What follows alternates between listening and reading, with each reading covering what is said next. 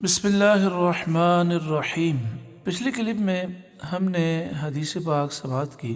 حضرت ابو ہریرہ رضی اللہ تعالی عنہ فرماتے ہیں، نبی کریم صلی اللہ علیہ وآلہ وسلم نے ارشاد فرمایا، اللہ تعالیٰ فرماتا ہے، انا عند ظن عبدی بی، میرا بندہ مجھ سے جیسا گمان اور یقین رکھتا ہے میں اس کے ساتھ ایسا ہی معاملہ فرماتا ہوں۔ امیر المجاہدین فرماتے ہیں کہ اس حدیث پاک کے ذریعے فیض آباد میں میری رہنمائی ہوئی۔ ان کی رہنمائی کیسے ہوئی اس کا ذکر و تذکرہ ہم سنیں گے۔ اس سے پہلے عرض یہ ہے کہ جب آپ یہ ذکر و تذکرہ سن رہے ہیں تو آپ سوچیں جن کے ایسے عظیم افکار ہیں، اگر ان کے بیانات، ان کے کلپ ہم عام کریں اور خود بھی رات کو سونے سے پہلے سن کر سوئیں، انشاءاللہ بڑا کرم ہوگا۔ ہمارے ایک دوست ہیں، رات کو روزانہ امیر المجاہدین کے کلپ سن کر سوتے ہیں۔ فرماتے ہیں، ایک سچے عاشق رسول کی آواز میرے کانوں میں ہوتی ہے اور بات مصطفیٰ کریم صلی اللہ علیہ وسلم کی شان کی ہوتی ہے، اسی تصور میں سو جاتا ہوں۔ کئی مرتبہ مجھے زیارتیں ہو چکی ہیں، تو گزارش یہ ہے کہ میرے استاد محترم کے کلپ اپنی ڈیوٹی سمجھ کر عام کیجیے تاکہ ایسی فکر عام ہو اور ہمارے لیے ثواب جاریہ ہو۔ تو میں عرض کر رہا تھا کہ اس حدیث پاک کو امیر المجاہدین نے مشعل راہ بنا لیا۔ آپ فرماتے ہیں، جب آپریشن ہوا، فورسز نے چاروں طرف سے گھیر لیا، ہمارے لوگ نڈھال ہو گئے، خیمے جلا دیے گئے، اور اب ایسا محسوس ہوتا تھا یہ خونی منظر ہے، اب شکست ہو جائے گی۔ آپ فرماتے ہیں، میں نے اپنے باطن پر غور کیا، ایسا محسوس ہوتا تھا کہ اب شکست ہو جائے گی۔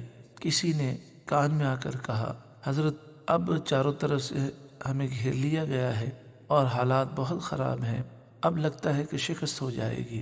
آپ فرماتے ہیں کہ میں نے اپنے باطن سے پوچھا اور اس حدیث پاک کی طرف میں نے توجہ کی۔ میں نے اپنے باطن سے یہ پوچھا کہ تم جب گھر سے چلے تھے تو یہ بتاؤ رب کے بارے میں تمہارا گمان کیا تھا؟ کہتے ہیں، میرے دل نے صدا دی کہ میرا گمان تو یہ تھا کہ میرا رب مجھے ضرور فتح عطا کرے گا، اس لیے کہ میں تو حضور صلی اللہ علیہ وسلم کی عزت و ناموس کے لیے نکلا ہوں۔ شہرت اور حب جاہ ایسی چیزیں تو میرے پاس نہیں ہیں، میں تو صرف اپنے محبوب کی محبت میں نکلا ہوں۔ تو مجھے پھر یقین ہو گیا کہ جب حدیث پاک میں ہے، انا عند ظن عبدی بی، اللہ فرماتا ہے میرا بندہ جیسا مجھ پر یقین رکھتا ہے، جیسا گمان کرتا ہے، میں ویسا اس کے ساتھ معاملہ کرتا ہوں، تو مجھے یقین ہو گیا کہ یہ حالات اب بدل جائیں گے، اور نور یقین سے میں مطمئن ہو گیا۔